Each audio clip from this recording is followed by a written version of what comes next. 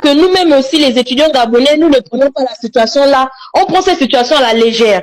Parce que l'association a demandé à ce que personne ne sorte des maisons. Mais on entend encore des gens qui se baladent partout. La nuit, tu te balades pour chercher quoi, on ne sait pas. Ça là, c'est un autre point. Revenons maintenant aux histoires des agressions. Les agressions, c'est vraiment... Moi, je suis du côté de Essalema. Nous, chez nous, on n'arrive plus à acheter la nourriture.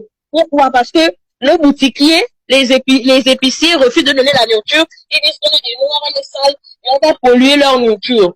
Donc, on est là chez nous, on a faim. On ne peut pas, on ne peut pas manger. L'ambassade ne nous dit rien, ne nous dit absolument rien. Même pas un petit mot, pour même pour nous soulager, pour dire que, ah, les enfants, on essaie de trouver une situation. Il n'y a rien du tout. On est abandonné à nous-mêmes. Et les écoles, moi, je suis à LBS, Law and Business School, je suis à LBS. Nous, on est parti voir nos directrices nous-mêmes. Pourquoi? Parce que, normalement, vu que c'est la situation se trouve ici en Tunisie, les écoles, eux-mêmes, les directeurs des écoles doivent nous dire que voilà, les enfants, voilà la situation, restez à la maison. On a continué les cours. Moi, je sens que, avant d'arriver en classe, moi, je suis on est à côté de la voie express, donc, pour prendre les taxis, c'est compliqué. Au lieu de nous prendre pour nous amener à l'école, on nous emmène à la garde républicaine et on nous dépose là-bas. Donc, le temps d'arriver encore en classe, ils disent qu'on est des bandits, ils vont nous tuer, ils vont nous violer, ils vont violer tous nos sœurs, ils vont même violer même les hommes. C'est ce qu'ils ont dit. Donc, on est parti à l'école, on a dit à l'école que nous, voilà la situation, on est en danger, on ne viendra plus à l'école. Notre directrice ose comment nous dire que, c'est pas vraiment grave, parce que même eux, les Tunisiens, ils nous agressent, ils rentrent dans les maisons aussi. Donc, vous aimez toujours victimiser. Ce n'est pas grave, on peut continuer pour ça. Donc, on a tapé la main sur la table que si c'est ça, si c'est comme ça que vous ne voulez pas, ils ont dit que on doit continuer les cours, on ne doit pas s'effacher, on doit subir les conséquences. C'est la directrice de Polytech qui a pris la chose en main et a demandé à ce qu'on va faire, a demandé qu'on fasse les cours en ligne. Donc là, on est à la maison, on n'a pas à manger. Hier, il y a eu les enfants, les petits jeunes qui sont autour de chez nous là, qui sont venus taper les cailloux au portail. J'ai ma petite sœur qui est à Sfax, elle là-bas, les bandits sont rentrés chez elle. Ils ont déchiré ses habits. Comme a expliqué Brave que Sfax c'est plus dangereux. Ici à Tunis c'est quand même bien, mais à Sfax, là-bas c'est comme un village. Ils sont rentrés chez elle, ils ont cassé les fenêtres, ils ont cassé les lits, ils ont cassé les assiettes, ils sont rentrés, ils sont à 7. Donc ils sont à 7 dans la maison. Ils ont tout cassé. Les étudiants aussi. Moi, on m'a arrêté. Je venais de chez le boutiquier. On m'a arrêté hier.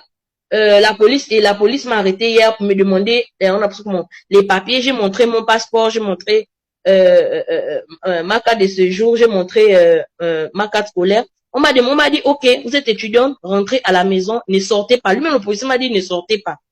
C'est dangereux, grand, c'est dangereux. On doit trouver une solution pour soit nous enlever ici, nous ramener au Gabon. Parce que là, même pas, là, c'est devenu un problème de la population. C'est même plus la police. C'est vrai que la police embarque les gens, oui, mais c'est dans les quartiers populaires. Mais là, c'est la population. Tu marches un peu, les petits enfants de 12 ans, 13 ans te lancent les cailloux. Et tu ne peux pas répondre. Parce que quand tu vas gifler, ils vont prendre le problème là, ils vont dire que voilà, c'est comme ça que les Noirs agressent maintenant nos enfants. Donc, on ne sait pas quoi faire. Il faut vraiment qu'on trouve une solution. Pour nous, soit nous faire partie comme les autres. En Côte d'Ivoire, on a dit qu'ils vont envoyer les avions pour faire partir les gens. Donc, on doit aussi nous trouver ça, qu'on part. On n'est pas venu ici pour mourir, on est venu ici pour apprendre. Si c'est plus bon, aidez-nous, on part. Parce que c'est dangereux. On ne peut pas avoir peur de sortir de chez nous. C'est dangereux pour aller manger, on ne peut plus aller manger, c'est pas bien. On nous dit qu'on est périmé, on ne peut pas payer la nourriture, sinon on va gaspiller son commerce. Ça devient quoi? Donc, on va maintenant manger quoi? On nous crache dessus. Les petits enfants nous crachent dessus, les mamans nous crachent dessus. Et tu ne peux pas répondre parce qu'ici, il n'y a pas la légitime défense. Ici, il n'y a pas la légitime défense. Donc, s'il vous plaît, vraiment, il faut parler il faut vraiment faire cette annonce-là. On vient nous chercher, on nous ramène dans notre pays.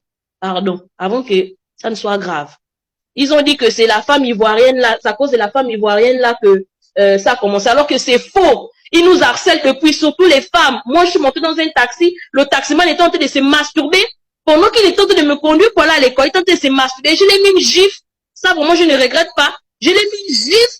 Il m'a amené à la garde républicaine. Il m'a dit qu'on part à la police. J'ai dit, ok, moi je suis gabonaise, mon frère, je connais mes droits. Et en plus, je suis venu faire droit dans ton pays. Amène-moi à la police. Il se masturbe, il regarde les pornos devant nous, il nous demande 100 dinars pour nous coucher. Et si tu refuses, il commence à te violenter. Ou bien, il part te déposer dans un autre quartier. Il parle du problème de la Tunisie, de l'Ivoirienne que les Noirs ont tué. Oui, ça arrive, ce sont les agressions.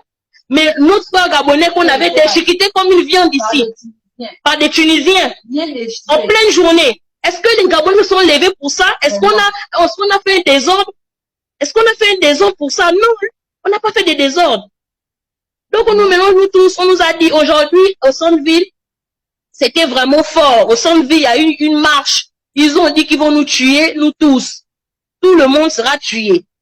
Ils soutiennent leur président. Le président a menti de venir encore raconter que oh non, c'est bon, ce sont il parlait des gens qui sont venus ici illégalement, alors que c'est faux. La population a mal compris. Eux, ils ont compris que c'est tous les Noirs. Donc, on est en danger grand. Même si on arrange quoi que ce soit en Tunisie, c'est fini. On est en danger. Donc, c'est ce que je voulais dire. Merci à vous.